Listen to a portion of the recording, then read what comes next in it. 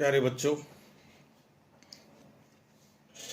मध्यकालीन भारतीय इतिहास के स्रोत, यह अध्याय अपन पढ़ रहे थे और इस अध्याय की 6 कड़ियां अपन पूरी कर चुके हैं और शेष रही 2 कड़ियों में मध्यकालीन भारतीय इतिहास के स्रोतों का जो सल्तनत काल है उससे संबंधित सामग्री की बात पूरी हो जाएगी। हमें विदेशी यात्रियों के वृत्तांतों के बारे में जानना है। पहले भी कहा, अब भी कहता हूं कि जो लोग भारत में बाहर से एक यात्री के रूप में आए थे, वे भारत की सभ्यता को तो जान सकते हैं। वे ये जान सकते हैं कि भारत के पास क्या है, लेकिन भारत की आत्मा को समझना इन विदेशी यात्रियों के लिए बहुत मुश्किल होता है। एक तो वो ज्यादा समय के लिए यहां टिकते नहीं, दूसरा कि उनका संपर्क आम लोगों से बहुत कम पड़ता था। फिर भी हम हमारे देश में आए हुए बाहर के यात्रियों के वर्णन की उपेक्षा नहीं कर सकते। जो चीजें हमें ऐसी मिली हैं जिनकी हम दूसरे स्रोतों से पुष्टि कर सकते हैं, वे चीजें हमें इतिहास की रचना में, इतिहास लेखन में बड़ा सहयोग करती हैं। ज्यादा तो नहीं, लेकिन मैं आपको 3-4 विदेशी यात्रियों के बारे में बताऊंगा जो सल्तनत काल में हिंदुस्तान में आए। एक नाम है इब्न बतूता का। मोरक्को का रहने वाला था, लेकिन यात्री अरब का था। इस्लामी धर्मशास्त्र, इस्लामी कानून का वो अच्छा जानकार था और उसकी इच्छा थी कि मैं दुनिया घूमूं। 1325 ईस्वी में उसने अपना घर छोड़ दिया था और घूमता घामता वो 1333 में अपने सिंध में आया। सिंध से फिर वो दिल्ली आया। दिल्ली में उसको मोहम्मद बिन तुगलक का संरक्षण मिला। उसे दिल्ली का काजी तक बनाया गया। 8 साल तक वो दिल्ली का काजी रहा। उस पर कुछ भ्रष्टाचार के, कुछ बेईमानी के आक्षेप लगे, सजा भी हुई और सुल्तान ने व्यक्तिगत रुचि लेके उसको छोड़ भी दिया। यहां तक कि उसे एक जो दल चीन जाने वाला था राजा की तरफ से, सुल्तान की तरफ से, उसका वो लीडर बनाकर भेजा गया।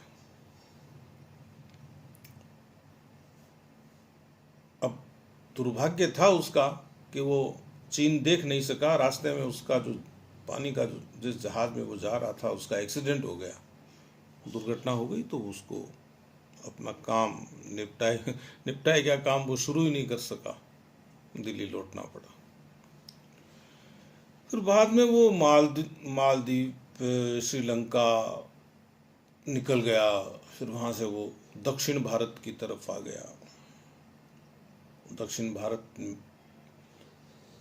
के जिन राजाओं का वर्णन करता है वो उसमें विजयनगर का राजा हरिहर प्रथम भी है। फिर दक्षिण भारत में मदुरा में रुका वो थोड़े समय के लिए, तो यहाँ से वो मक्का चला गया हज यात्रा के लिए। इस समय तक उसकी अच्छी प्रतिष्ठा हो गई थी। मक्का से फिर वो अपने वतन, अपने जन्मभूमि मोरक्को चला गया और वहाँ उसका वहाँ के लोगों ने बहुत अच्छा स्वागत किया। अब आप पूछोगे कि उसकी किताब कौन सी है? उसकी किताब का नाम है किताबुर रहला, अरबी में लिखी हुई किताब है। एक भाग में वो अपने दिल्ली के अनुभव बताता है, दूसरे भाग में वो अपने मदुरा के अनुभव बताता है। कुछ मामलों में वो मोहम्मद बिन तुगलक के इतिहास का एक प्राथमिक आधार भी है, वो एक प्राइमरी सोर्स भी है मोहम्मद बिन तुगलक के इतिहास का। लेकिन बहुत सारी अशुद्धियां हैं, बहुत सारी गलतियां हैं उसके लेखन में, यह भी है। उसके साथ दिक्कत ये थी कि वो फारसी नहीं जानता था। भारतीय भाषाएं जानना तो बाद की बात थी। इस वजह से थोड़ा सा इब्न बतूता के बारे में हमें कम विश्वसनीय होना पड़ता है। मोहम्मद तुगलक के विषय में भी उसकी टिप्पणियां हैं, वो कोई बहुत ज़्यादा भरोसा करने लायक नहीं है। यह नहीं है कि उसे हमें पढ़ना नहीं चाहिए, मैं बात ही नहीं करता यदि उसे पढ़ना नहीं चाहिए होता तो, लेकिन थोड़ा सावधानी से पढ़ना चाहिए। एक इतिहासकार हुआ है अब्दुल रजाक, उसकी किताब है मतलोस सादाइन व मजमूल बहरेन, यानी दो भाग्यशाली ग्रहों तथा दो सागरों का मिलन। वो दो भाग्यशाली ग्रह कौन कौन से हैं? बृहस्पति और शुक्र। तो उसका जो फादर था जलालुद्दीन इशाक, वह भी एक यात्री था, है ना। तो पिता के अनुभव थे ही उसके पास। उसके जो फादर का नाम था जलालुद्दीन इशाक, और वो जिस सुल्तान के पास काम करता था वो था शाहरुख, और वो खुरासान का सुल्तान था, और उसके अधीन वो समरकंद का काजी था इसका फादर। तो इसको बचपन से ही एक ऐसे पिता का साथ मिला जो यात्री था और अच्छे पद पर भी था। जब इसके पिता की मृत्यु हो गई तो 1437 ईस्वी में यह फिर सुल्तान की सेवा में आ गया, शाहरुख की सेवा में, अब्दुल रजाक। और इसको शाहरुख ने विजयनगर साम्राज्य में अपना दूत बनाकर भेजा, भारत के दक्कन में विजयनगर साम्राज्य, और यहाँ वो रहा, लगभग 2 साल तक रहा यहाँ। 1442-43 की बात है। और फिर यहाँ से वापस वो 1482 में जब उसकी मृत्यु हुई, उस समय वो वापस खुरासान चला गया था और वहीं उसकी मृत्यु हुई। और उसने क्या है कि 2 खंडों में इतिहास लिखा है मध्य एशिया का, और भारत में जो तैमूर का आक्रमण हुआ उसकी जानकारी हमको ये देता है। एक तो हमें ये याद रखना है।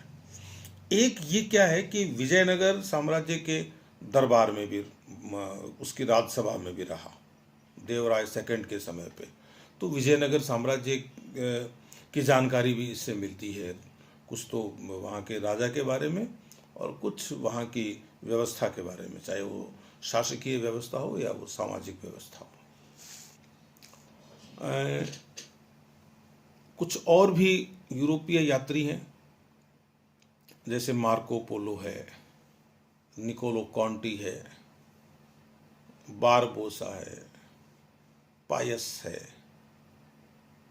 इन्होंने भी समय समय पे लिखा है। और अपनी तरफ से अच्छा ही लिखने की कोशिश की है। तो ये जो बचे हुए जो नाम ले रहा हूँ मैं, इनमें से कुछ का वर्णन मैं आपसे तब करूँगा जब अपन 7वीं बार मिलेंगे, और उसके साथ ही फिर ये सल्तनत कालीन इतिहास के सोर्सेज का जो विवरण है, जो बात मैंने आपके साथ की, वो बात खत्म हो जाएगी। तो तब तक के लिए आज्ञा दीजिए, फिर मिलेंगे। नमस्कार।